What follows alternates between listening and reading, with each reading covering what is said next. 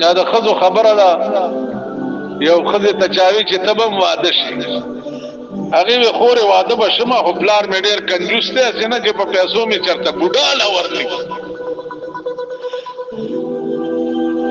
اباد پلاران او داتیا کالو بوډا تم تاسو په وطن کې کوي سورله سکالو جنې کوي کنه داتیا کالو ها اتیا کالو بوډا تا د سورله سپینزل سکالو جنې ورکی په پیسو دا بیل کفر دی ناغه وی چې اسنه چې چرته بوډاله مې ورنکیو دعا کوم چې خدای امزول میړه راکی چې نستی راشي په خندا به تیر د مینې کور چې وی کاږي کې ډېر تکلیف امراشي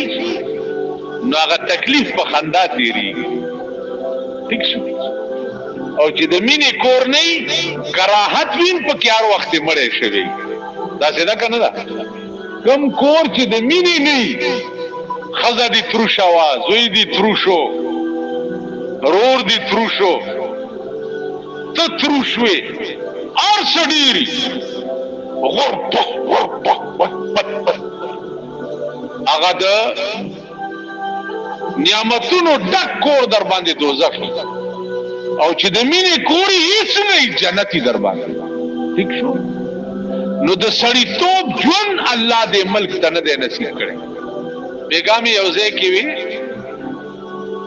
مالک زمونږ د دې ملک په دې حکمرانانو کې یو حکمرانم چرتا خستا وې خزوان خستا زوان وې نو کپه دې ملک قات سالی راغلی ویم چې مونږ ورتاسي کته اړبم خوشاله دا سیده کړه چرته ګورو په خریټو پریټو اوړي دي یعنی تاسو په ایمان وایي چې په ټول پاکستان کې د معمولی وزیر نه ونی ستر صدر صاحب پورې چرته خسته سړی شته اگر چې رګمالونه غریبانو ډیر مګلی شونډې مونډیم سری کړي او خسته نه اسه خریټي خریټي بکیږي الا چې شیروانی مچولی کنه جی دغه ټیپرو باندې اوړي دلیو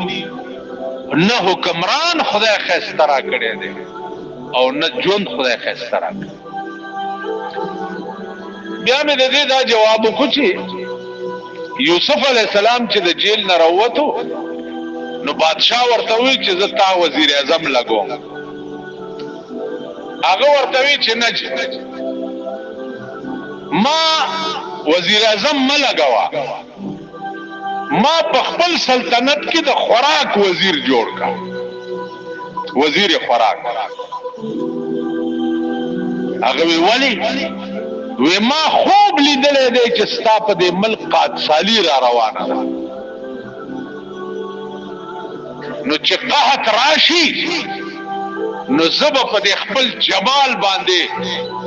پافتو افتو خلق ماړه ساتل د یوسف علی السلام حسن داسې و چې داغه په مخ باندې نقاب پروتو داغه مخ ته چاکته نشو ټوله دنیا کې 100 درجه حسن ده سلور نیم شله درجه یوازې د یوسف علی السلام 100 درجو کې سلور نیم شله درجه یوازې د یوسف علی السلام 9 درجه د بیبي حوا او یو درجه بیا ټولي دنیا ته تخفیف شوی نو د یوسف علی السلام حسن داسې و چې هغه ته چاکته بنشي نو ما وزیر خوراک جوړ کا وزیر خوراک په بل قحط راغی چې قحط راغی نو غنم نشتا جوار نشتا غوړ نشتا لوی قحط سالی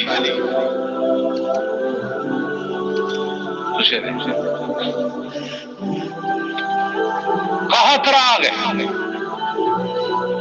چې قحط راغی یوسف علیہ السلام چې خلق بلوګي تنگ کده به مخ نه نقاب اوچت چې اوچت دیکھو ټول خلق به بیوش هغه حسن او جمال تکتو اتا الله سورځ به سرنګون ګرځیده په هغه حسن او جمال چې دا مزه یو ځل بیا وکړي شپږ میاشتې خلق ماړه په خپل حسن ساتلی خبره کوي